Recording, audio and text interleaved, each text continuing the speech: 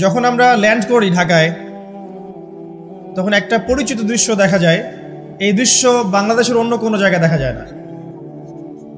সেটা হলো বাক্সে বাক্সে বন্দি জীবন। উঁচু উঁচু কিছু ইমারত দেখা যায়, ইট কাঠ পাথরের কিছু ইমারত, ছোট ছোট বাক্সের মতো, আকাশ থেকে বাক্সের মতো লাগে দেখতে। তো এই যে বাক্সে বাক্সে বন্দি জীবন, এই দৃশ্যটা ঢাকাতে আসলে দেখা যায়। দেখুন, রাসূলুল্লাহ সাল্লাল্লাহু আলাইহি ওয়াসাল্লাম, একটু মনোযোগের সাথে শুনতে হবে। যখন আমরা ল্যান্ড করি তখন কি দেখি হাইলি কনস্ট্রাক্টেড বিল্ডিংস। ঢাকায় আমরা দেখি হাইলি কনস্ট্রাক্টেড বিল্ডিংস। আজকে থেকে 200 বছর আগে এমন দৃশ্য কেউ দেখেছে কিনা আমার জানা নাই। তবে একটা হাদিস থেকে আমি আলোচনা শুরু করি, তাহলে বুঝতে পারবেন। নবী সাল্লাল্লাহু আলাইহি ওয়াসাল্লাম মসজিদে বসে আছেন, মসজিদের মধ্যে, নববীর মধ্যে, এবং হাদিসটা তার ইন্তেকালের অল্প কিছুদিন আগের হাদিস। এটা প্রারম্ভিক সময়ের হাদিস নয়, শেষের দিকের হাদিস। কোরআনের যেমন শানে নজুল আছে, হাদিসেরও কিন্তু শানে নজুল আছে। ঠিক আছে? কোরআনের যেমন শানে নজুল আছে, এক একটা আয়াত এক একটা প্রেক্ষাপট এসেছে, নাজিল হয়েছে, ঠিক একইভাবে হাদিসেরও কিন্তু শানে নজুল আছে। নবী সাল্লাল্লাহু আলাইহি ওয়াসাল্লামের জীবনের শেষের দিকের হাদিস এটা। তিনি মসজিদে বসে আছেন, একজন ব্যক্তি মসজিদে প্রবেশ করলেন, শুভ্র সাদা কাপড় পরিহিত, ধবধবে সাদা, অতি উত্তম কাপড়, পরিচ্ছন্ন, প্রবেশ করলেন এবং রাসূল সাল্লাল্লাহু আলাইহি ওয়াসাল্লামের হাঁটুর সাথে হাঁটু লাগিয়ে বসলেন। ঠিক আমরা যেমন আত্তাহিয়াতু পড়ার সময় যেভাবে বসি নামাজে, এভাবে। এবার নবী সাল্লাল্লাহু আলাইহি ওয়াসাল্লামকে তিনি ব্যাক টু ব্যাক 4টা প্রশ্ন করছেন। এক নম্বর বলছেন, ইয়া মুহাম্মদ, হে মুহাম্মদ সাল্লাল্লাহু আলাইহি ওয়াসাল্লাম, আখবিরনি আনিল ইসলাম, আমাকে ইসলাম সম্পর্কে বলুন। নবীজি বললেন, ইসলাম হচ্ছে কালিমা, আল্লাহ এক সাক্ষ্য দেয়া, নবী মুহাম্মদ সাল্লাল্লাহু আলাইহি ওয়াসাল্লামকে সর্বশেষ রাসূল সাক্ষ্য দেয়া, সালাত কায়েম করা, যাকাত দেয়া, রমাদান মাসে সওম রাখা এবং সামর্থ্য হলে হজ করা, এই হলো ইসলাম। তিনি বললেন, সাদাকতা, আপনি সত্য বলেছেন। ওমর রাদিয়াল্লাহু আনহু বলছেন, ফাআজিবনা লাহু ইয়াসআলুহু ওয়া ইউসাদ্দিকুহু, আমরা তার প্রশ্ন শুনে অবাক হয়ে গেলাম। সে নিজেই প্রশ্ন করছে, নিজেই আবার সত্যায়ন করছে। যে প্রশ্ন করছে সে তো জানার জন্য প্রশ্ন করছে।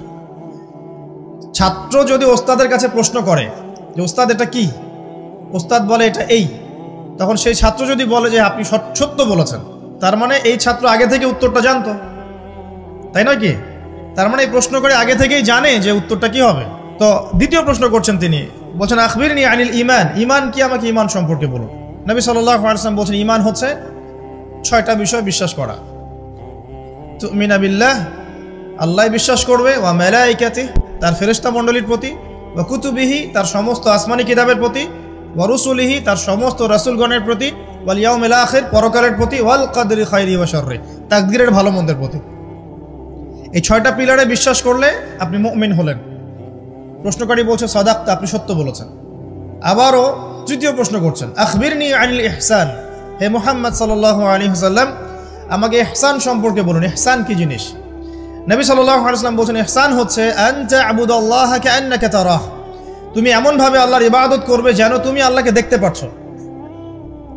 ওয়া ইল্লাম তাকুন তারাহু ফাইন্নাহু ইয়ারাক, যদি তুমি আল্লাহকে দেখতে না পারো, জেনে রাখবে আল্লাহ ঠিকই তোমাকে দেখছেন। এই আল্লাহ কনসিয়াসনেসের নাম হচ্ছে ইহসান। কি নাম? ইহসান। ইসলামের ভিত্তি পেলাম 5টা, ঈমানের কয়টা পেলাম? 6টা। আর ইহসানের ব্যাখ্যা কি পেলাম? আল্লাহ কনসিয়াসনেস, মানে আল্লাহকে হাজির নাজির জেনে ইবাদত করা। কেউ যদি আল্লাহকে হাজির নাজির জেনে ইবাদত করে, সে কিন্তু পাপ করতে পারবে না। তার নামাজে মনোযোগ কিন্তু ডানে বামে যাবে না ইনশাআল্লাহ। তো তিনি বললেন, সত্য বলেছেন আপনি। এবার চতুর্থ প্রশ্ন করছেন তিনি, যে আখবিরনি আনিস সাআ, আমাকে কিয়ামত সম্পর্কে বলুন, কিয়ামত কবে হবে? তখন নবী সাল্লাল্লাহু আলাইহি ওয়াসাল্লাম বলছেন, মাল মাসউলু আনহা বিআ'লামা মিনাস সাইল, এই বিষয়ে প্রশ্নকারীর চেয়ে উত্তরদাতার জ্ঞান বেশি নয়।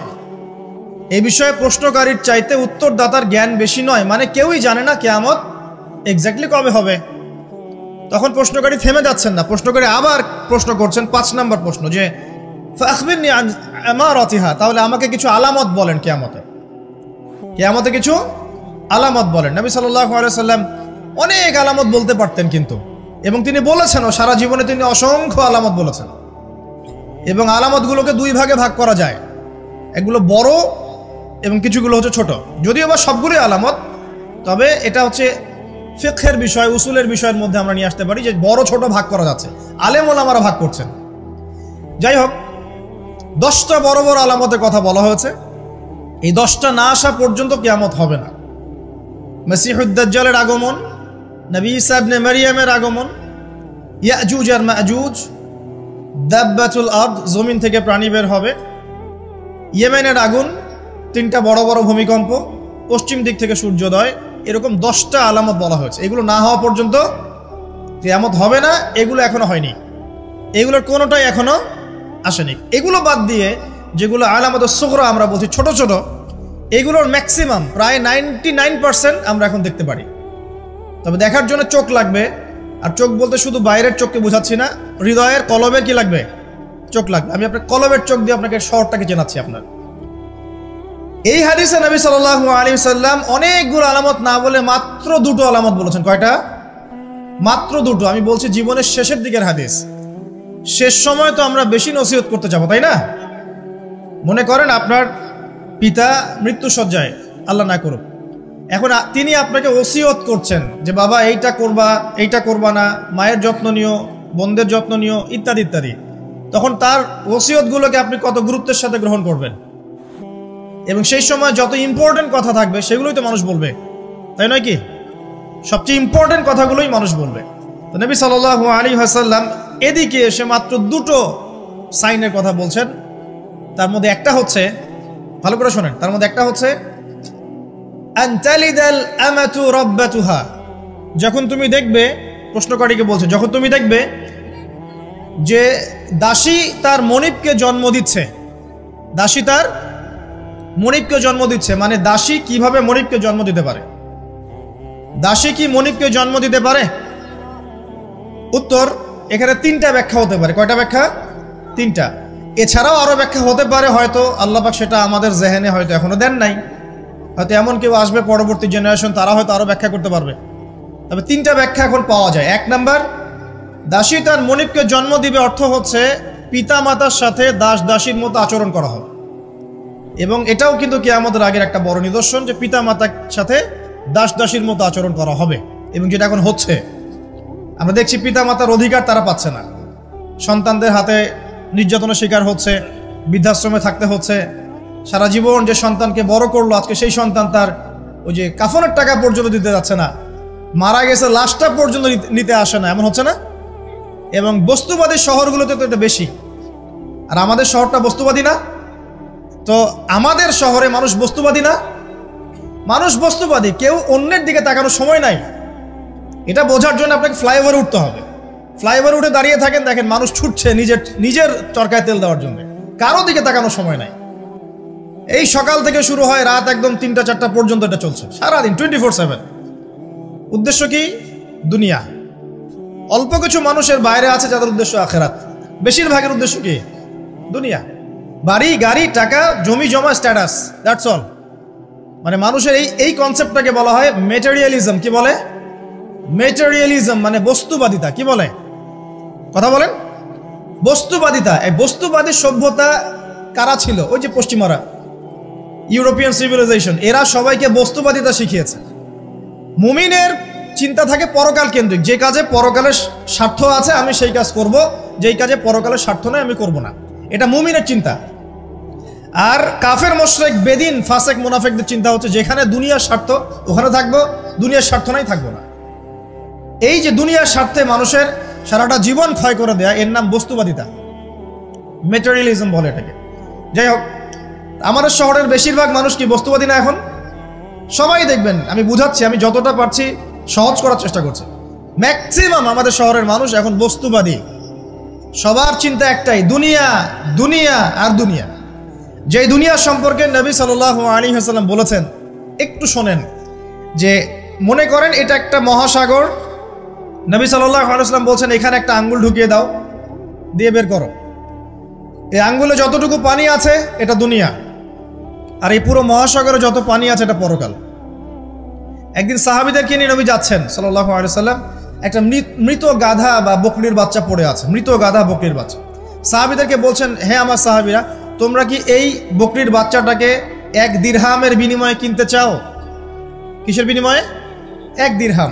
দিরহাম কি জিনিস সেটা পরে বোঝাবো এখন ইনশাআল্লাহ, ওইগুলো এখন বুঝবেন না। দিরহাম কি জিনিস ওটা পরে বুঝবেন। দিরহাম থাকলে আর রিজার্ভ কমতো না। দিরহাম থাকতো যদি কোনো কান্ট্রি রিজার্ভ আর কমতো না। রিজার্ভ কমে ডলারের ভিত্তিতে, আর ডলার হচ্ছে এখন সারা ওয়ার্ল্ডের ডমিনেটিং কারেন্সি, ওটাকে হার্ড কারেন্সি বলে। মানে আপনি তেল কিনতে চান, 1 কোটি টাকা ব্রিফকেসে নিয়ে আমাদের আবু ধাবিতে চলে যান, গিয়ে শেখদেরকে বলেন যে আমাকে 1 কোটি টাকার তেল দেন, 1 ফোঁটাও তেল দিবেন আপনাকে, দিবে না। যতক্ষণ আপনি ওই টাকাটাকে ডলারে কনভার্ট করবেন তারপর দিবেন, আপনাকে তখন সুন্দর মতো তেল দিবে। এই dollar petrol, dollar petrol, petrol ছাড়া ডলারের এক্সচেঞ্জ নাই। এটা হচ্ছে পেট্রো ডলার মনিটরিং সিস্টেম। এবং এটা নিয়ে কথা বললে আবার এক শ্রেণীর ঘুমটাওয়ালা শায়েখ আছে, বলবে খারেজি হয়ে গেছে। যাই হোক, এটা একটা জুলুম। কিরকম জুলুম? যে আপনি আপনার ইকোনমিক পুরো ব্যালেন্সটাকে ডলারের মানদণ্ডে যাচাই করতে হবে। আপনি যতই সমৃদ্ধশালী হন না কেন, আপনি ওই হার্ড কারেন্সিকে টেক্কা দিতে পারবেন না। আপনার কাছে গোল্ড আছে মনে করেন, সোনা, এখন সোনাটাকে আপনি যে ভাঙাবেন, ভাঙিয়ে যে মানে কান্ট্রির অন্যান্য ডেভেলপমেন্টের কাজে লাগাবেন, তার জন্য ডলারের সিঁড়ি পার হয়ে যেতে হবে আপনাকে। অথচ এই দিনার এবং দিরহাম রাসূল সাল্লাল্লাহু আলাইহি ওয়াসাল্লামের যুগের কারেন্সি ছিল, দিনার দিরহাম, যার ইন্ট্রিনসিক ভ্যালু বা অন্তর্নিহিত মান কখনো কমে যাবে না। দেখাচ্ছি, দাঁড়ান, আমি এমনি এমনি করে কথা বলি না। আসহাবুল কাহফ কত বছর ঘুমিয়েছিলেন বলেন? 309 বছর। 309 বছর। পকেটের মধ্যে কিছু কয়েন ছিল, সোনার আর রূপার কয়েন। এই এলাকা ছেড়ে চলে গেছে, গুহার মধ্যে ঘুমিয়েছে, রাত কাটাবে, আল্লাহ পাক ঘুম পাড়িয়ে রেখেছেন 309 বছর। 309 বছর ঘুম থেকে ওঠার পর তারা বলছে, কেম লাবিস্তুম, তোমরা কতদিন ঘুমিয়েছো? একজন বলছে লাবিস না ইয়াওমান আও বা'দা ইয়াওম, একদিন ঘুমিয়েছি বা একদিনের কিছু অংশ ঘুমিয়েছি। ঠিক আছে, ঘুম থেকে উঠেছে, এখন ক্ষুধার্ত আমরা, যাও এই মুদ্রাগুলো নিয়ে বাজারে যাও, বাজারে গিয়ে দেখো ফালয়ানজুর আইয়ুহা আজকা তুআমা, খেয়াল করে দেখো কোন খাবারটা উত্তম পবিত্র, ওটা নিয়ে আসো। তো 309 বছর একটা মুদ্রা নিয়ে ঘুমানোর পরেও মুদ্রার মান কমে যায়নি। ওই টাকা দিয়ে ঠিকই রুটি কেনা গেছে। এখন আপনি আপনার কারেন্সিগুলো নিয়ে 309 বছর ঘুমানো লাগবে না, আপনি 10 বছর ঘুমান। 10 লাখ টাকা নিয়ে 10 বছর ঘুমান। 10 লাখ টাকার মান যদি 9 লাখ টাকায় না নেমে আনছে, তাহলে আমি নাম বদলাই ফেলাবো। এখন এই যে 1 লাখ টাকার মানটা হারালেন আপনি, 1 লাখ টাকার মানটা আপনি হারিয়ে ফেললেন, তো ওই 1 লাখ টাকা আর্ন করার জন্য আপনাকে শ্রম দিতে হয়নি? আপনার মাথার ঘাম পায়ে ফেলতে হয়েছে না? তাহলে আপনার শ্রমটা গেল কোথায়? তাহলে কেউ আপনার শ্রমটা লুটে পুটে খেয়ে ফেললো। যেহেতু আপনার কারেন্সির মানটা ডলার বেসড, এই কারণে ওই মনিটরিং সিস্টেম যারা চালায় ওরা আপনার এভাবে করে শ্রমটাকে সিজ করে ফেলেন। আমি যদি আপনাকে আমার ফার্মে কাজ করিয়ে সারাদিন কাজ করানোর পরে আপনাকে কোনো পারিশ্রমিক না দেই, শ্রমের কোনো মূল্য না দেই, আপনি আমাকে জালেম বলবেন না? বলবেন কি না? ঠিক এই কারণে আমরা বলছি এই মনিটরিং সিস্টেমটাই জুলুম। আর নবীজি বলছে দিনারের কথা বলছেন, দিরহামের কথা বলছেন। এটা যদি আপনার পকেটে থাকতো 309 বছর কেন, 1000 বছর পর উঠলে ওটার মান সেটাই থাকবে, কমতো না। এই হলো ইসলামিক কারেন্সি। এটা নিয়ে কথা বললে আবার এক শ্রেণীর ঘুমটাওয়ালা শায়েখ আছে, কিছু সত্য কথা ওরা হজম করতে পারে না। তখন দেখা যায় যে একটা ফতোয়া দিবে, এ খারেজি হয়ে গেছে, ফাইজলামি পাইছে আর কি। কে খারেজি একটু বলে নেই। খারেজি আকীদাটা কি আসে? খারেজি আকীদা হচ্ছে কোনো ব্যক্তি যদি অন্য কোনো মুসলমানকে যদি কবিরা গুনাহ করার কারণে কাফের মনে করে। কথা বোঝেন? আপনি সুদ খেয়েছেন বা ঘুষ খেয়েছেন বা জেনা করেছেন, এগুলো কবিরা গুনাহ। এখন আমি যদি বলি যে সুদ ঘুষ জেনা করার কারণে আপনি কাফের হয়ে গেছেন, আপনাকে হত্যা করা জায়েজ, তাহলে আমি খারেজি।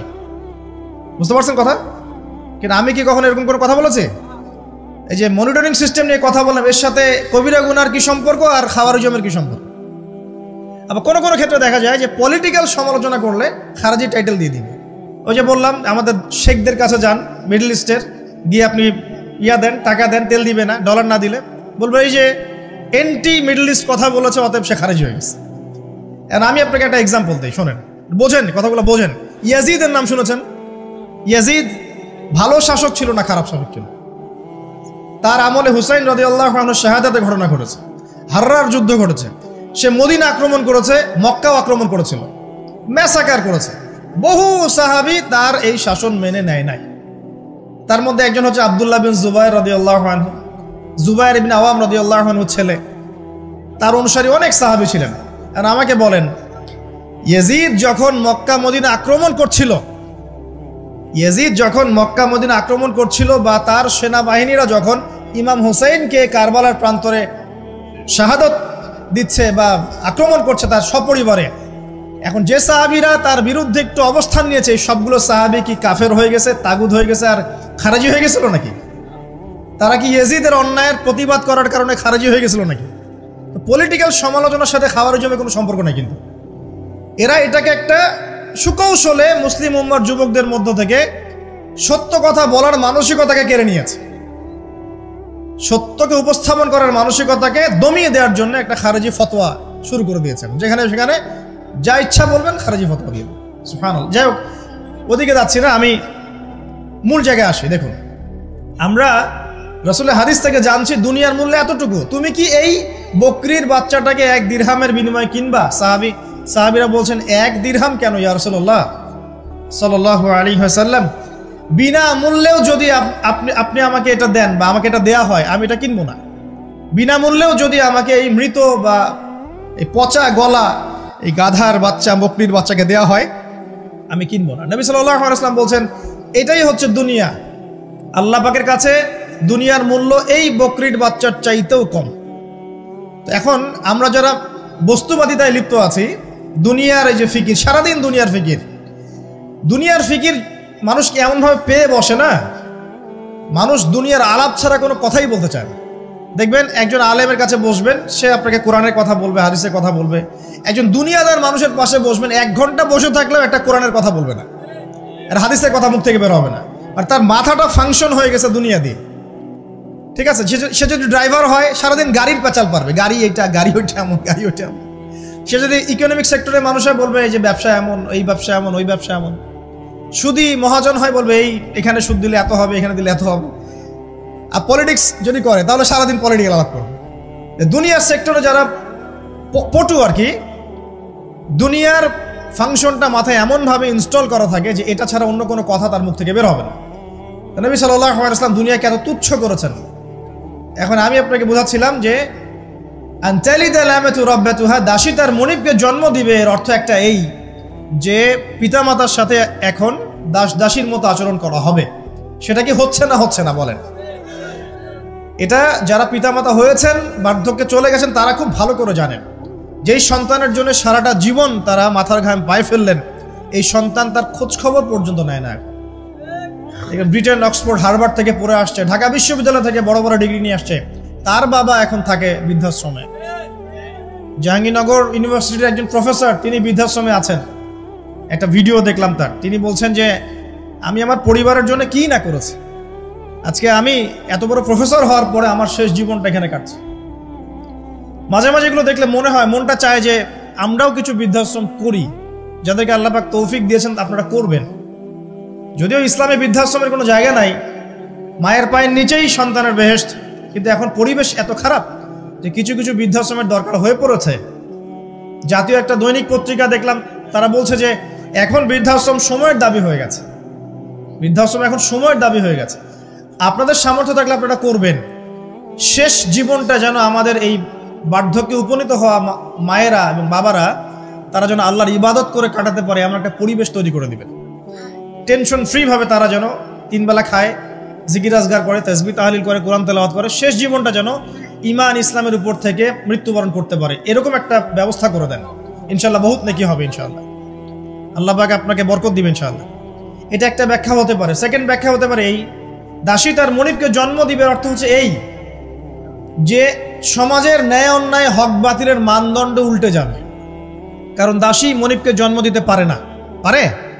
তার মানে একটা ব্যাখ্যা এটাও হতে পারে, সত্য মিথ্যা হয়ে যাবে, মিথ্যা সত্য হয়ে যাবে কিয়ামতের আগে আগে, হক বাতিল হয়ে যাবে, বাতিল হক হয়ে যাবে। ঠিক এটাও অন্যান্য হাদিসে এসেছে। সত্যবাদীকে বলা হবে মিথ্যাবাদী, মিথ্যাবাদীকে বলা হবে পরম সত্যবাদী। যে ব্যক্তি আমানতদার তাকে বলা হবে খেয়ানতকারী, যে খেয়ানতকারী তাকে বলা হবে পরম আমানতদার। এটা হচ্ছে না এখন আমাদের এই বিজি শহরগুলোতে, এটা হচ্ছে না। আমাদের এখানে বিশ্বাসটা এতই কমে গেছে, দেখবেন কোনো মানুষ যদি সেধে কাউকে খাওয়ায়, আসেন হোটেলে বসেন খান, সন্দেহের চোখে তাকাবে যে না জানি আমাকে কি খাওয়াই দিল, আমাকে খাওয়ায় আবার কি লুটপাট করে, তাই না? দেখেন আমাদের শহর থেকে বিশ্বাসটা কমে গেছে না? একটা বন্ধন টিকে থাকে বিশ্বাসের উপরে। আমি বলি যে একটা সম্পর্ক শুধুমাত্র ভালোবাসার ভিত্তিতে টিকে থাকে না, ভালোবাসার চেয়ে বড় জিনিস হচ্ছে বিশ্বাস। আর সেই বিশ্বাস যখন উঠে যায় তখন পরিবার ভেঙে যায়, স্বামী স্ত্রীর বন্ধন ভেঙে যায়, সামাজিক কাঠামো ভেঙে যায়।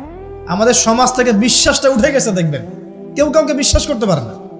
তো এই যে বস্তুবাদিতা আমাদের বিশ্বাসটাকে নষ্ট করে ফেললো। খেয়াল করে দেখেন, এই রাত্রেবেলা গাড়ি নিয়ে যাবেন, রাস্তায় যদি কেউ দাঁড়িয়ে থাকে, ভাই আমি খুব বিপদে পড়েছি একটু লিফট দেন, ভয়েই দাঁড়াবো না এখানে গাড়ি নিয়ে, না জানি আবার কোন ট্র্যাপে ফেলায়, তাই না?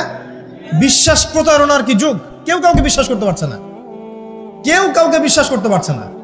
স্বামী তার স্ত্রীকে বিশ্বাস করে না। এই শহরে বহু স্বামী আছে এই শহরের, স্ত্রীকে বিশ্বাস করে না, কারণ জানে যে আমি বাইরে গেলে ফোনে অনেকগুলো বেটার সাথে লাইন মারে, স্বামী খুব ভালো করে জানে। এ কারণে দেখা যায় স্বামীও বাইরে আবার কয়েকটা একাধিক ওই যে বলবো উপস্ত্রী উপপত্নী জোগাড় করে রেখে দিচ্ছে, আছে না? মেয়ে স্ত্রী বাসায়, স্বামী যখন চলে যায় স্ত্রী অন্যের সাথে পরকিয়া করে, আবার স্বামী বাইরে গিয়ে স্ত্রীকে বাদ দিয়ে অন্য মেয়ের সাথে পরকিয়া করে। এই জিনিসটাই শহরে বেশি না কম বলেন? লজ্জা করেন না, সত্যি কথা বলেন, এটা বেশি না কম? বেশি, দিন দিন বাড়ছে। আর যে মিডিয়াগুলো আমরা দেখি এগুলোই শিখায় আমাদেরকে, পরকিয়া শিখায় না? পরকিয়া শিখায়। আর এটা যে এত ভয়াবহ মহামারী আকার ধারণ করেছে না, অনেক ক্ষেত্রে দেখা যায় স্বামী অফিসে যাওয়ার সাথে সাথেই বয়ফ্রেন্ড বাসায় হাজির, বাক্সে বাক্সে বন্দি, ফ্ল্যাটের ভিতরে তো ঢুকলে আর বোঝা যায় না ভিতরে কি হচ্ছে। কত ফ্ল্যাটে যে জেনা হয় এখন এই শহরে, আল্লাহ ভালো জানে। এই ফ্ল্যাটের প্রত্যেকটা ইঞ্চি ইঞ্চি মাটি আল্লাহর কাছে সাক্ষী দিবে। যেখানে যে মাটিতে বসে অবিবাহিত যুবক যুবতী জেনা করেছে আর বিবাহিত যুবক যুবতীরা এবং এই স্বামী স্ত্রীর জেনা করেছে, এর ইঞ্চি ইঞ্চি মাটি আল্লাহর কাছে কথা বলবে, এর ইঞ্চি ইঞ্চি মাটি আল্লাহর সামনে কথা বলবে। ইয়াউমা ইযিন তুহাদ্দিসু আখবারাহা, সেদিন ইয়াউমা ইযিন, সেদিন তুহাদ্দিসু আখবারাহা, জমিন তার খবর বলবে আল্লাহর কাছে। জমিনের কোথায় কোন পাপ হয়েছে সব বলে দিবে। এই জমিনে এখানে দাঁড়িয়ে জেনা করেছে, ওইখানে দাঁড়িয়ে মদ খেয়েছে, ওইখানে কাউকে খুন করেছে, জমিন বলে দিবে। একটা কথা এখানে মাঝখানে বলে দেই, যারা অবিবাহিত যুবক যুবতী আছো, এই লেকচার তোমরা যারা শুনছো, তোমাদের মধ্যে কেউ যদি জেনা করে থাকো, অবিবাহিতর কথা বলছি, তোমাদের কাঁধের মধ্যে এখন 100 বেত্রাঘাতের শাস্তি ঝুলে আছে।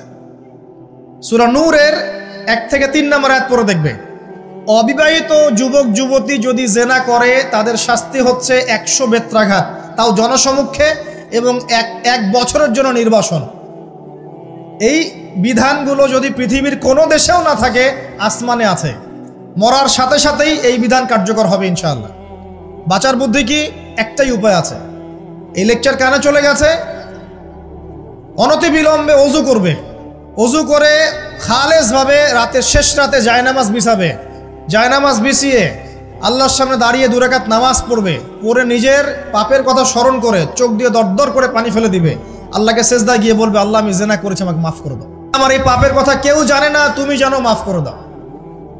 এই মাফ নেওয়ার পরে আবার ওই যার সাথে করেছেন ওর সাথে আবার লিঙ্ক আপ করার চেষ্টা করেন না। আসো আমরা জেনা করেছিলাম, আসো বিয়ে করে নেই, এটা সলিউশন না। জেনা করেছেন, আগে তওবা করে ফিরে আসতে হবে, তারপরে পুরো জীবন ইসলামিক লাইফ লিড করতে হবে। আল্লাহ যদি দেখেন যে হ্যাঁ আপনি ঠিকঠাক তওবা করে আল্লাহর পথে চলছেন, আল্লাহ তখন আপনাকে নেককার স্ত্রী দিবে ইনশাআল্লাহ। এই একমাত্র রাস্তা যুবকদের জন্য এবং যুবতীদের জন্যও। যুবকরা না হলে পার পেয়ে যেতে পারে, কারণ একটা কথা সমাজে প্রচলিত আছে না, যে ছেলে মানুষের ইজ্জত তো সহজে যায় না, গোপন হয়ে গেছে, কেউ জানে না, আল্লাহ মাফ করে দিয়েছেন, সে হয়তো পার পেয়ে গেল। কিন্তু এই যে মেয়ে, তুমি যে 8-10টা ছেলের সাথে জেনা করেছো, তোমার ইজ্জতের কি হবে? তোমার যে সতীত্ব তুমি নষ্ট করেছো, তুমি তো বিয়ের পর কোনো ঘরে গেলে সে হাজবেন্ডও বুঝতে পারবে তুমি আর সতী সাধী নও, তখন তোমার কি হবে? আল্লাহর কাছে ক্ষমা চান, ইস্তেগফার করেন। জেনার ফলশ্রুতিতে সমাজে মহামারী নেমে আসে। জেনা, পরকীয়া, অশ্লীলতার কারণে সমাজে এমন সব রোগ ব্যাধির উদ্ভব হয় যেগুলো কখনো ছিল না। এই শহরটা জেনার শহর, আমাদের এই ঢাকা শহর জেনার শহর। আপনাকে এটা বোঝার জন্য আমার লেকচার না শুনে আপনি পেপার পত্রিকা ঘাটেন, অনলাইন সার্চ করেন, দেখবেন এই শহরে আনাচে কানাচে জেনা হয় এবং ওপেন জেনা হয়, মানুষ জেনাকে হালাল মনে করে। এই শহরের যুবক যুবতী যারা একে অপরের সাথে বয়ফ্রেন্ড গার্লফ্রেন্ড কালচারে লিপ্ত আছে, এটাকে তারা হালাল মনে করে, কেউ হারামও মনে করে না। কত বড় সাহস দেখায়। আর রাস্তা দিয়ে আমরা হেঁটে গেলেও বয়ফ্রেন্ড গার্লফ্রেন্ড এসে আমাদেরকে সালাম দেয়, হুজুর আমাদের জন্য একটু দোয়া করেন। প্রত্যেকটা পার্কে পার্কে যাবেন, এই যে আপনাদের রেস্টুরেন্টগুলোতে যাবেন, দর্শনীয় যে স্পটগুলো সেখানে যাবেন, দেধার সে জেনা হচ্ছে, জেনা আর জেনা। আমি এই যুগের কথাই বলছি। নবী সাল্লাল্লাহু আলাইহি ওয়াসাল্লাম বলছেন, আমাদের নবী বলছেন, আমার উম্মতের একটা অংশ, সবাই না, আমার উম্মতের একটা অংশ অবশ্যই জেনাকে হালাল করে নিবে, অবশ্যই মদকে হালাল করে নিবে, মদ পান করবে কিন্তু মদের নাম অন্য দিবে, এবং তারা গান বাজনা বাদ্যযন্ত্র নর্তকীদেরকে হালাল মনে করে নিবে। নবী সাল্লাল্লাহু আলাইহি ওয়াসাল্লাম বলেছেন, যখন সমাজে এরকম পাপ বাড়ে তখন সমাজে এমন সব রোগ ব্যাধি আসে যা আগে কখনো ছিল না। এবং এদের ব্যাপারে নবীজি বলেছেন, একদিন সকালবেলা আল্লাহ পাক এদেরকে বানর এবং শুয়োর বানিয়ে দিবেন। কিয়ামতের আগে এই ঘটনাও ঘটবে, বিকৃত হবে, ভূমিধস, ভূমিকম্প, ভূমিধস এবং আকৃতির বিকৃতি, এগুলো আযাব আসবে আল্লাহর পক্ষ থেকে, এই জেনা, এই ব্যভিচার, এই পরকীয়া, নোংরামি, অশ্লীলতার কারণে। ঘরে ঘরে এগুলা বয়ফ্রেন্ড গার্লফ্রেন্ড কালচার, কেউ মনে করে না যে এগুলা হারাম, কেউ মনে করে না যে আমার এই যে সহপাঠী আমার গায়রে মাহরাম, এই গায়রে মাহরাম শব্দটাই নাই। কাজিন, চাচাতো বোন, মামাতো বোন, খালাতো বোন, এই যে কাজিন, এরা জেনা করছে। কি দেখা বাকি রেখেছে এই যুগে আমরা? এই যুগে আমরা দেখছি যে নিজের মেয়ের সাথে পিতার শারীরিক সম্পর্ক। পেপার পত্রিকা পড়েন, একটু অনলাইন ঘাটেন, দেখেন কোন যুগে আছেন আপনি। সমাজে ন্যায় অন্যায় হক বাতিলের মানদণ্ডই উল্টে যাবে। মানুষ ন্যায়কে অন্যায় মনে করবে, অন্যায়গুলোকে ন্যায় মনে করে নিবে। কোনো মানদণ্ড নাই, কোনো মানদণ্ড নেই। আমাদের শহরের এই অবস্থা, শান্তিতে কিভাবে ঘুমাবেন আপনি? নিশ্চিন্তে থাকবেন কিভাবে? কখন যে আল্লাহর গজব চলে আসে। কোরআনে একটা আয়াত আছে, যখন আল্লাহ পাকের গজব আসবে তখন শুধু জালেমদের উপর খাস করে আসবে না। আলেমদেরকে জিজ্ঞাসা করেন, আলেম ওলামাদেরকে জিজ্ঞাসা করেন, যখন আল্লাহর গজব আসবে জালেমদের উপরে শুধু খাস ভাবে আসবে না, সবার উপরে আসবে। আমি খুব ভালো মানুষ, ওয়াজ করছি, নসিহত করছি, পার পেয়ে যাবো এমন ভাবার সুযোগই নাই। আপনাকে আপনার সাধ্য মতো অন্যায়ের প্রতিবাদ করার চেষ্টা করতে হবে। লা তা'মুরুন্না বিল মা'রুফ, নবীজি বলছেন অবশ্যই তোমরা সৎ কাজের আদেশ করো। ওয়ালা তানহাউন্না আনিল মুনকার, অবশ্যই অসৎ কাজে নিষেধ করো। আও লা ইউশিকান্নাল্লাহু আন ইয়াবআসা আলাইকুম ইকাবাম মিন, অন্যথায় আমি আশঙ্কা করি তোমাদের উপর আল্লাহর পক্ষ থেকে বিশাল গজব আসবে। সুম্মা তাদউনাহু, এরপর তোমরা সবাই আল্লাহর কাছে দোয়া করবে, আল্লাহ গজব সরিয়ে দাও। লা ইউস্তাজাবু দুআকুম, তোমাদের দোয়া কবুল করা হবে না। নবী সাল্লাল্লাহু আলাইহি ওয়াসাল্লাম বলেন, মান রাআ মিনকুম মুনকারান, তোমাদের মধ্যে যে কেউ হুএভার হি ইজ, যে কেউ যদি কোনো মুনকার, নোংরা গর্হিত কোনো কাজ দেখে, তাহলে যেন ফাল ইউগাইয়ির বিয়াদিহি, তার সামর্থ্য থাকলে হাত দিয়ে যেন ঠেকায়। সামর্থ্য থাকলে হাত দিয়ে যেন ঠেকায়। যাদেরকে আল্লাহ পাক হাত দিয়ে ঠেকানোর ক্ষমতা দিয়েছেন তাদেরকে আল্লাহ জিজ্ঞাসাবাদ করবেন, কেন ঠেকালে না তুমি? জেনার লাইসেন্স দিলে কেন? মদের লাইসেন্স দিচ্ছ কেন? ঠেকালে না কেন তুমি? অন্যায় কাজকে ঠেকালে না কেন? যদি তুমি না পারো, ওয়াইল্লাম ইয়াস্তাতি, যদি সে না পারে, তাহলে ফাল ইউগাইয়ির বিলিসানি, তাহলে যেন মুখ দিয়ে সেটা প্রতিবাদ করে। এই যে মুখ দিয়ে প্রতিবাদ করার ক্ষমতা আলেম ওলামার আছে, যাদের হাতের ক্ষমতা নেই, মুখের ক্ষমতা আছে। সেটাও যদি না পারো, ওয়াইল্লাম ইয়াস্তাতি, সেটাতেও যদি সে সক্ষম না হয়, ফাবিকলবিহি, তাহলে যেন অন্তর দিয়ে ঘৃণাটা পর্যন্ত করে। ওয়াবিযালিকা আদআফুল ঈমান, এটা হচ্ছে ঈমানের সবচেয়ে নিকৃষ্ট একটা অবস্থা, সর্বনিম্ন অবস্থা। এর নিচে ঈমানের কোনো অবস্থাই নাই। তার মানে অন্যায় দেখে আমাদের যাদের মনে কোনো ফিলিংসই কাজ করছে না, তার মানে আমাদের ঈমান নাই আসলে। সহজ কথা, ঈমানের সেই তেজ নাই আমাদের মধ্যে। আসুন, একটা ব্যাখ্যা এটাও হতে পারে সমাজে ন্যায় অন্যায় হক বাতিলের মানদণ্ড উল্টে যাবে। একটা জায়গায় যাচ্ছি, তার আগে একটা কথা বলতে ভুলে গিয়েছিলাম। এখন বিবাহিত যারা আছে, এই যে দেবর আর ভাবি, এই যে শালি আর দুলা ভাই, মধুর সম্পর্ক না এগুলা? দাঁড়াও, এগুলো মধুর সম্পর্ক। দেখা যায় সুবহানাল্লাহ, এই যে আমার এখানে ফোন আছে না, আমাদের অফিসিয়াল পেজ আছে, অফিসিয়াল পেজে যত প্রশ্ন আসে দেখি ম্যাক্সিমাম জেনা কেন্দ্রিক, ব্যভিচার কেন্দ্রিক, পরকীয়া কেন্দ্রিক। একজন প্রশ্ন করেছে যে দুলা ভাইয়ের চরিত্র এত খারাপ ছিল, আর ওই মেয়ের বয়স তখন কম ছিল, 13 বছর বয়স। 13 বছর বয়সের মেয়ের দিকে সে চোখ দিয়েছে। যাকে বিয়ে করেছে তার সাথে তো সম্পর্ক আছেই, যাকে বিয়ে করেছে ওর সাথে তো সম্পর্ক আছেই। তারপরে আপনার শালীর সাথে সম্পর্ক।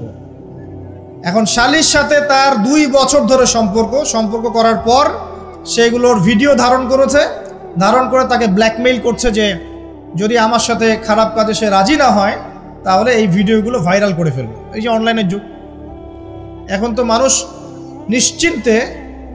নিশ্চিন্তে মানুষ যে একটা প্রাইভেট লাইফ লিড করবে সেটাও করতে পারে না। প্রাইভেট লাইফের সব কিছু রেকর্ডেড হয়ে যায়, হয় না? এটা একটা ফিতনা, মহা ফিতনা। এখন সে রেকর্ড করেছে, এইভাবে ব্ল্যাকমেইল করে এই শালীর সতীত্ব নষ্ট করলো 1 বছর 2 বছর না, 3 বছর ধরে। এখন এই মেয়ে প্রশ্ন করছে পেজের মধ্যে যে এখন তার মানসিক অবস্থা এতই খারাপ, সে জিজ্ঞাসা করছে আমি যদি আত্মহত্যা করি তাহলে আমার পাপ হবে কিনা। এই মেয়েটা যদি আপনার বোন হতো কি করতেন আপনি?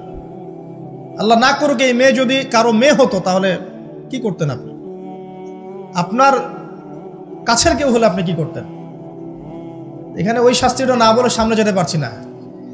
শোনেন, যারা বিবাহিত ব্যক্তি হওয়ার পরেও পরকীয়া করেছেন, বিবাহ করার পরেও পরকীয়ার পাপে লিপ্ত ছিলেন বা এখনো আছেন, জেনে হোক না জেনে হোক করেছেন, অথবা এটা জেনে করেছেন যেটা একটা খারাপ কাজ তারপরেও করেছেন, রাসূলুল্লাহ সাল্লাল্লাহু আলাইহি ওয়াসাল্লামের হাদিস এবং আল্লাহ পাকের কালাম অনুযায়ী তাদের শাস্তি হচ্ছে কোমর পর্যন্ত মাটিতে পুঁতে ফেলে পাথর নিক্ষেপ করে রজম করে হত্যা করা।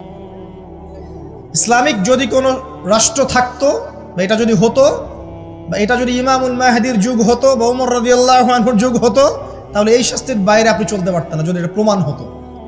এই শাস্তি যদি দুনিয়াতে কার্যকর নাও হয়, আপনি যদি তওবা না করে মারা যান তাহলে কিয়ামতের মাঠে এই শাস্তি আপনি ভোগ করবেন। খুব মজা লাগছে পরকীয়া করতে। সকালে একটার সাথে, দুপুরে একটার সাথে, আজকে একজনের সাথে রাত কাটান, কালকে আরেকজনের সাথে রাত কাটান, খুব মজা পাচ্ছেন। রাত্রেবেলা মদ খান আর হোটেলে রাত কাটান, সকালবেলা আবার অফিসে যান। আমাদের শহরের এগুলা কালচার কোত্থেকে আসলো? এই শহরকে পবিত্র করবে কে এবং এই শহরের আসল রূপগুলো স্পষ্ট করবে কারা? খুব মজা পাচ্ছেন এগুলোতে। সুবহানাল্লাহ। একটা বিষয় বুঝাই, ইসলামে কেসাস আছে, কেসাস। মনে করেন আমাকে কেউ হত্যা করেছে, আপনি তাকে হত্যা করতে পারবেন। মনে করেন আপনি কাউকে হত্যা করেছেন, ঠিক আমাদের লজের মধ্যে কেউ যদি কাউকে হত্যা করে তাকে ফাঁসি দেওয়া হয় না, এরকমই কেউ যদি কাউকে হত্যা করে ইসলামের বিধান কেসাস করা, মানে হাতের বদলে হাত, চোখের বদলে চোখ, কানের বদলে কান, নাকের বদলে নাক, জানের বদলে জান, যদি প্রমাণ হয়। কিন্তু এখানেও হত্যাকারীর বাঁচার সুযোগ আছে। কিরকম? মনে করেন আপনি আমার পরিবারের কাউকে হত্যা করেছেন, আল্লাহ না করুক। এখন আপনি এসে আমাকে ক্ষমা চাচ্ছেন যে আমার ভুল হয়ে গেছে, আমি রক্তপণ দিব, আমাকে মাফ করে দেন। এখন আমাদের পরিবারে কি আপনাকে বললো ঠিক আছে আপনাকে মাফ করে দিলাম, আপনার কেসাস করার দরকার নেই, আপনি রক্তপণ দিয়ে দেন, তাহলে আপনি বেঁচে থাকার সুযোগ পেলেন। কথা বুঝতে পারছেন?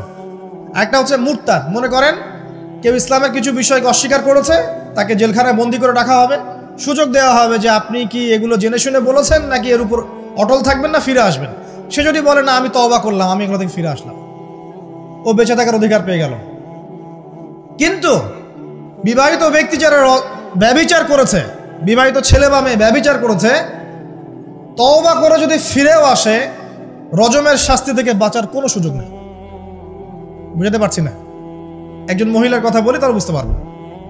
এটা একজন মহিলা সাহাবীর ক্ষেত্রেও হয়েছে, একজন পুরুষ সাহাবীর ক্ষেত্রেও হয়েছে। আচ্ছা, পুরুষ সাহাবীর কথা বাদ দিয়ে মহিলা সাহাবীর কথাটা বলি। মহিলা সাহাবী এসেছেন, এসে নবীজিকে বলছেন ইয়া রাসূলুল্লাহ তাহিরনি, আমাকে পবিত্র করুন, আমি একটা অন্যায় করেছি, আমি বিশাল একটা অন্যায় করেছি। নবী সাল্লাল্লাহু আলাইহি ওয়াসাল্লাম বলছে কি করেছো তুমি? তখন সে বলছে আমি জিনা করেছি। নবী সাল্লাল্লাহু আলাইহি ওয়াসাল্লাম বলছেন বাসায় যাও, বাসায় গিয়ে আল্লাহর কাছে তওবা করো, আল্লাহ পাক মাফ করে দিবেন। নবীজি এটাকে হাইড করতে চাচ্ছেন, কারণ কি যখন আপনি কেস আদালতে নিয়ে যাবেন তখন তো উপায় নাই, আপনাকে তো বিচার করতেই হবে। তুমি বাসায় ফিরে যাও, তওবা করো, আল্লাহ মাফ করে দিবেন। সে মহিলা নাছর বান্দা, না আমার বিচার করে দেন, আমার বিচার করে দেন, পরকালে আমি শাস্তি পেতে চাই না, দুনিয়াতে আমার বিচার করে দেন। নবী সাল্লাল্লাহু আলাইহি ওয়াসাল্লাম বলছে তুমি কি গর্ভবতী হয়েছো? হ্যাঁ, জেনার কারণে আমি গর্ভবতী হয়ে গেছি। এরকম হচ্ছে না এখন? আর যে অ্যাবর্শন করছে না ওই যে ক্লিনিকে গিয়ে, এটাও ট্রেন্ড হয়ে গেছে। হইল, সমস্যা কোথায়? কি এমন হয়েছে? আমার কি কেরিয়ার নষ্ট হয়ে গেছে? ফ্যামিনিস্ট নোংরামে কোথাকার। তারপরে এই মেয়ে বলছে হ্যাঁ আমি গর্ভবতী হয়েছি ইয়া রাসূলুল্লাহ। নবী সাল্লাল্লাহু আলাইহি ওয়াসাল্লাম বলছেন বাসায় ফিরে যাও, সন্তান যখন খালাস হবে তারপরে এসো বিচার করে দেব।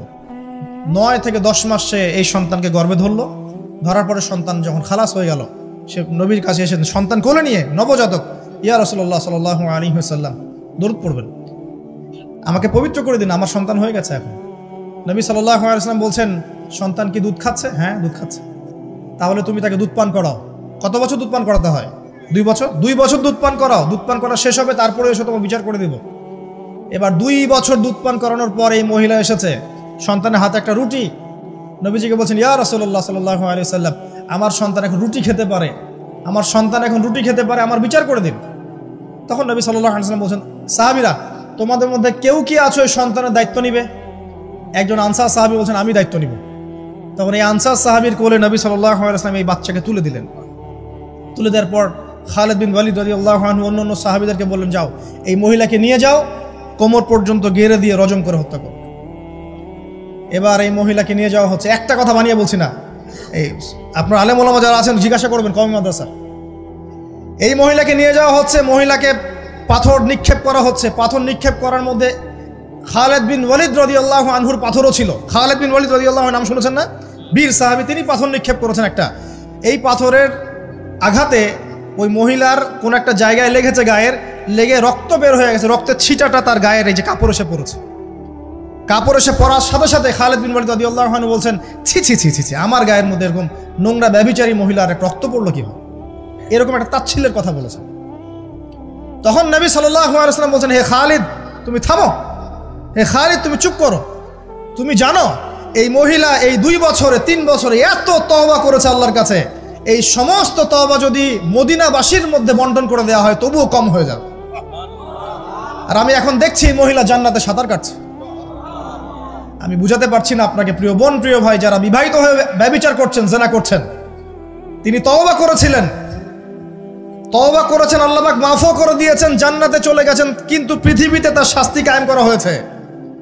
বিবাহিত ব্যক্তি ব্যভিচার করে ফেললে তার পৃথিবীতে বেঁচে থাকার অধিকার সে হারিয়ে ফেলে। আর এই পাপটাকে আমাদের সমাজে এত সহজ বানিয়ে দেওয়া হয়েছে, যে যার সাথে ইচ্ছা পরকীয়া করতে পারে। মেয়েও করছে, ভাবিও করছে, শালিও করে, দুলাভাইও করে, সবাই আমরা পরকীয়া করতে যাচ্ছি।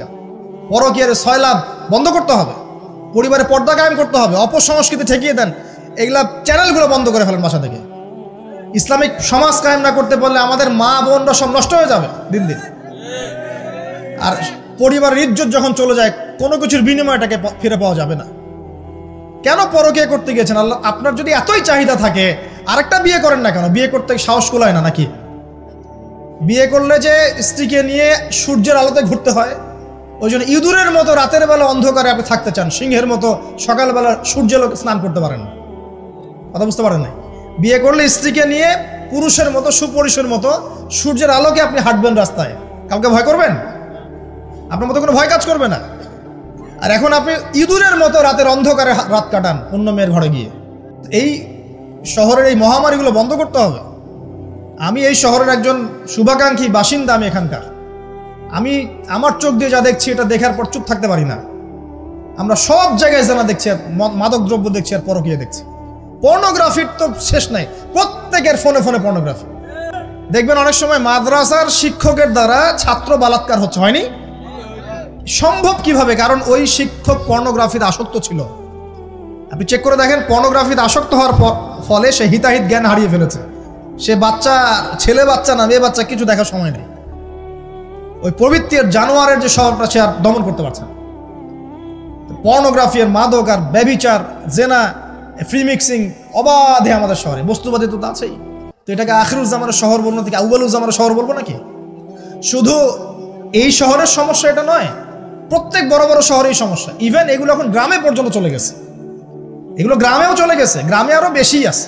দেখবেন শহরের ছেলেরা তো জিন্স আর টি শার্ট পরা মেয়েদেরকে দেখে অভ্যস্ত না, এরা না একটু কন্ট্রোল করতে পারে। আর যখন একটা গ্রামের ছেলে পর্নোগ্রাফি দেখবে, সে তো আর নিজেকে কন্ট্রোল করতে পারে না। আমাদের শপিং মলগুলোতে গেলে আমরা দেখি টি শার্ট আর গেঞ্জি পরা মেয়ে ঘুরছে, তাই না? এটা দেখতে দেখতে অভ্যস্ত আমরা, এই জন্য আমরা কন্ট্রোল করতে পারি কিছুটা হলেও, তাই না ছেলেরা? কিন্তু গ্রামের ছেলে মেয়ে যারা, তারা কিন্তু পর্ন দেখলে আর কন্ট্রোল করতে পারে না। এবং গ্রামে ধর্ষণ দিন দিন বাড়ছে, day by day, day by day. এই সমস্যাগুলো বড় বড় প্রত্যেক বিগ সিটিজ অ্যান্ড টাউনে এই সমস্যা, একই সমস্যা। এগুলো ছড়ালো কারা? ওই পশ্চিমাদের থেকে এই সমস্ত বিশ্বে এগুলো ছড়িয়ে গেছে। এরা এমন একটা সভ্যতা যারা প্রত্যেকটা পাপকে গ্লোবালাইজেশন করে দিয়েছে।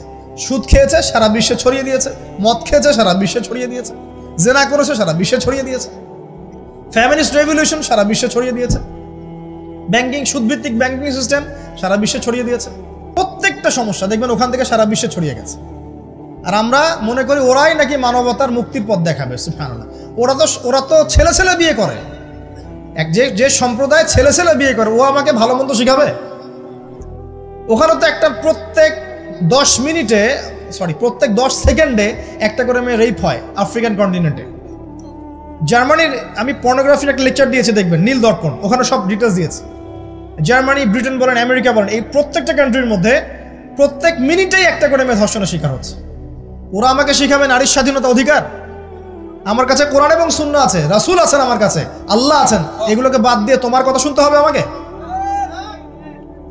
এরা আমাদেরকে বাঁচাবে না, বরং এরা সারা বিশ্বে ইয়াজুজ মাজুজের মতো ফিতনার ফাসাদ সৃষ্টি করে বেড়াচ্ছে। আসুন, একটা ব্যাখ্যানে অনেক কথা হয়ে গেল। আল্লাহর ওয়াস্তে যুবক যুবতী যারা আছো, লেকচার যদি কানে যাবে, আজকেই জেনা থেকে তওবা করতে হবে। জেনার ধার কাছে যাওয়া যাবে না। হালালভাবে বিয়ে করো। যদি তোমার খুব যৌন চাহিদা থাকে, তোমার অনেক চাহিদা, তোমার অনেক সম্পত্তি আছে, ব্যালেন্স করতে পারো, একাধিক বিয়ে করো, কি সমস্যা? পরকীয়া করতে যাচ্ছেন কি জন্য? করবেন না। আর হালাল উপার্জনের সোর্স হয়ে গেছে, অবিবাহিত থাকার দরকার নাই, বিয়ে করে ফেলেন। বিয়ে আপনার জীবনটাকে সুশৃঙ্খলতা নিয়ে আসবে। আমি গার্ডিয়ানদেরকে রিকোয়েস্ট করবো যে বিয়েটাকে সহজ করে দেন, কঠিন জটিল করেন না, জেনা বাড়তে থাকবে। না হলে যে সন্তান, যে ছেলেটাকে মেয়েটাকে ছোট মনে করছেন না, ছোট নাই, সে অলরেডি 4-5 ঘাটের পানি খেয়ে আসছে। দেখবেন আপনারা পরিসংখ্যান দেখেন, বাংলাদেশের ইয়াং ইউথ জেনারেশন যারা আছে, এদের মধ্যে ম্যাক্সিমামই বিবাহ বহির্ভূত সম্পর্ক স্বাদ পেয়ে গেছে অলরেডি। স্কুল কলেজ পাশ করেনি, এখন পর্যন্ত যৌন সম্পর্ক করে বসে আছে। আর ছোট ছোট মেয়েগুলোকে ছোট মনে হয়, বদের হাড্ডি সবগুলো। দেখবেন এরা বেশি বদের হাড্ডি। কেন বলছি জানেন? এরা ছেলেদেরকে সিডিউস করে, ভালো মেয়ে কোথায় খুঁজে পাবেন এখন? খুব রেয়ার, খুবই ডিফিকাল্ট। অতএব বিয়েটাকে সহজ করেন, জেনাটাকে বন্ধ করেন, পরকীয়ার রাস্তা বন্ধ করেন।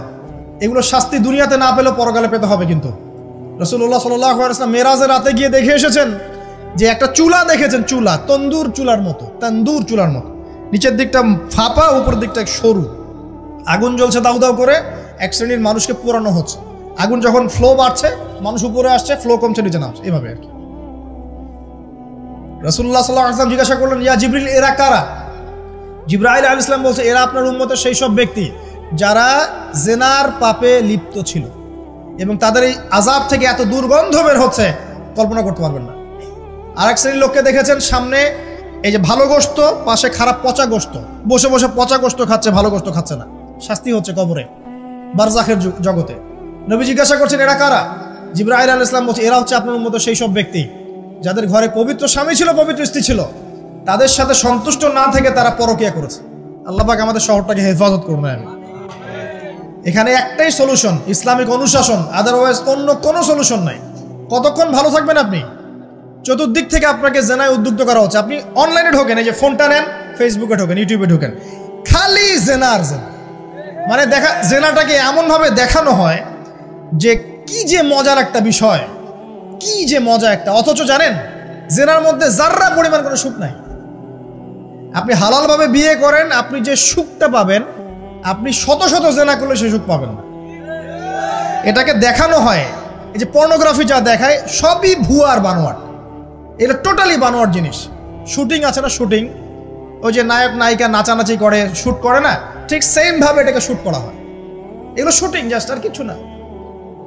তো কেন ছড়িয়ে দেওয়া হলো? কারণ মুসলিমদের ঈমান, তাদের তাকওয়া, তাদের কলবের যে নূর, এটাকে নষ্ট করার জন্য। কারণ মুসলিম যুবকরা যদি ইসলামের আলোয় উদ্ভাসিত হয়, তাদেরকে ঠেকানো এত সহজ নয়। তাদের দ্বারা ইনশাআল্লাহ দেশ, জাতি এবং উম্মার খেদমত হবে। এই কারণে তারা সুকৌশল এটা করেছে। দ্বিতীয় ব্যাখ্যা এটা হতে পারে যে সমাজে ন্যায় অন্যায়, হক বাতিলের মানদণ্ডই কি হবে? উল্টে যাবে। উল্টে গেছে কিনা? মানুষ এখন মিথ্যাবাদীকে সত্যবাদী মনে করে কিনা?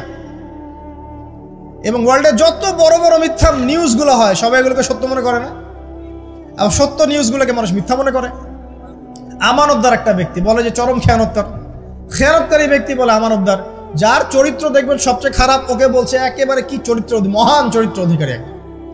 আর সবচেয়ে উন্নত চরিত্র অধিকারী নবী সাল্লাল্লাহু আলাইহি ওয়াসাল্লামকে মানুষ গালি দেয়, তাই না? তো দেখেন মানদণ্ড উল্টে গেছে। আরেকটা ব্যাখ্যা বলছি, এই হাদিসের শব্দটার, আনতালিদ আলামাতু রাব্বাতুহা। হ্যাঁ, সত্যি সত্যি দাসী মনিবকে জন্ম দিতে পারে, এটা বোঝার জন্য এই যুগটাই সবচেয়ে উৎকৃষ্ট। কিভাবে জন্ম দিতে পারে? ফ্যামিনিস্ট রেভলিউশনের কারণে বহু মেয়ে বাইরের সভ্যতা, যারা এইসব কান্ট্রিতে না, বাইরের কান্ট্রিগুলোতে বাচ্চা কাচ্চা নেওয়ার সময় পায় না। ফ্যামিনিস্ট রেভলিউশনের কারণে বহু মেয়ে বাচ্চা কাচ্চা নেওয়ার সময় পায় না। বাচ্চা নিবে কিভাবে? এখন সন্তান তো দরকার। তখন কি করে? মধ্যবিত্ত, নিম্ন মধ্যবিত্ত কান্ট্রিগুলো থেকে কিছু মেয়েকে হায়ার করা হয়। তাদের যে গর্ভটা, এটাকে হায়ার করা হয়, যে তোমার গর্ভে আমার স্পার্ম ইনজেক্ট করা হবে এবং 9 মাস সেখানে সন্তানটা হবে, তারপর সন্তান জন্ম দিয়ে তুমি তোমার অনারিয়াম নিয়ে চলে যাবে। মনে করেন, বুঝাচ্ছি, মনে করেন আমেরিকার একটা কাপল, ওদের তো মেয়েদের বাচ্চা কাচ্চা নেওয়ার সময় নাই, প্রোগ্রেস, এগিয়ে যাওয়া, ইজ্জতও থাকে না, 10-15 বছরের মধ্যেই সারা জীবন এভাবেই তারা চলে, 10টা-20টা জেনা হয়, এগুলো কোনো বিষয় না। ডিভোর্স তো সকালে বিয়ে হলে বিকেলে ডিভোর্স হয়, বাচ্চা কাচ্চা নেওয়ার ফুরসত নাই। এখন আমেরিকান এক মেয়ে ধরেন, এক ছেলে ধরেন একটা শ্রীলঙ্কার কোনো মেয়ের গর্ভ ভাড়া করেছে। এখন গর্ভের সন্তান হলো, সন্তান জন্ম দেওয়ার পরে এই সন্তানটা নিয়ে তাকে তার অনারিয়াম দেওয়া হচ্ছে $10,000-20,000 ডলার নিয়ে সে বাচ্চাটা দিয়ে দিল। এই যে বাচ্চাটা যে হলো, এই বাচ্চাটা হচ্ছে মনিবের, আর এই মেয়েটা হচ্ছে এখানে দাসী। এই যে দাসী তার মনিবকে জন্ম দিল কি দিল না? বুঝতে পারছেন না কথা মনে হয়? এই ব্যাখ্যাটা আজকে থেকে 30-40 বছর আগেও করা যেত না, এখন 30-40 বছরের মধ্যেই ব্যাখ্যাটা করা যায়। ইসলাম এভাবেই চিরপ্রাচীন, চির নতুন, চির আধুনিক। কথা বুঝতে পারছেন? অতএব এটা একটা আলামত নবীজি বলেছেন যে দাসী তার মনিবকে জন্ম দিবে। আরেকটা আলামত বলেছেন, এইটা ব্যাখ্যা করে আমি শেষ করছি। দেখুন কোন হাদিসে কথা বলছি। ওই যে ব্যক্তি আসলো সাদা কাপড় পরে, 4টা প্রশ্ন করলো, তার মধ্যে শেষ প্রশ্ন হচ্ছে কিয়ামত কবে হবে? নবীজি বলছেন আমি তো জানি না, কারণ এক্স্যাক্টলি কোন ডেটা হবে আমরা কেউ জানি না। প্রশ্ন করে উত্তরদাতার জ্ঞান সমান। আলামত বলে দেন, প্রথম আলামত বললেন এটা। সেকেন্ড আলামত কি বলছেন, খুব ভালো করে শোনো। দ্বিতীয় আলামত বলছেন ওয়ান তারাল, যখন তুমি দেখবে, ওয়ান তারাল হুফাতাল উরাতাল আলাতা রিয়াশাই ইয়াতাতাওয়ালুনা ফিল বুনিয়ান, এরকম 5টা শব্দ। যখন তুমি দেখবে সমাজের সবচেয়ে নিম্ন শ্রেণীর, বিনা কাপড়ের, বিনা জুতার, মানে কাপড় কেনার টাকা নাই, জুতা পরার টাকা নাই, নগ্ন পদের, নগ্ন দেখের, রিয়াশাই মানে হচ্ছে এই রাখাল শ্রেণীর মানুষ। এই শ্রেণীর মানুষরা যখন ইয়াতাতাওয়ালুনা ফিল বুনিয়ান, উঁচু উঁচু অট্টালিকা নির্মাণের প্রতিযোগিতা করবে, তখন তুমি কিয়ামতের অপেক্ষা করতে থাকো। জীবনের শেষের দিকের হাদিসে মাত্র 2টো আলামত, তার মধ্যে ওই একটা ব্যাখ্যা করলাম, আর এই যে একটা। আর আপনি বলেন বিগত 200 বছর আগের বিশ্বের দিকে তাকিয়ে দেখবেন, বড় বড় শহরগুলোতে উঁচু উঁচু বিল্ডিং নির্মাণের প্রতিযোগিতা ছিল কি না? ছিল কি না? এই ব্রিটিশ পিরিয়ডেও কি ছিল কি না? পাকিস্তান পিরিয়ডেও ছিল কি না? লাস্ট 50-100 বছর আপনি দেখবেন যে উঁচু উঁচু বিল্ডিং নির্মাণের একটা প্রতিযোগিতা চলছে, কে কার চেয়ে উঁচু করতে পারে।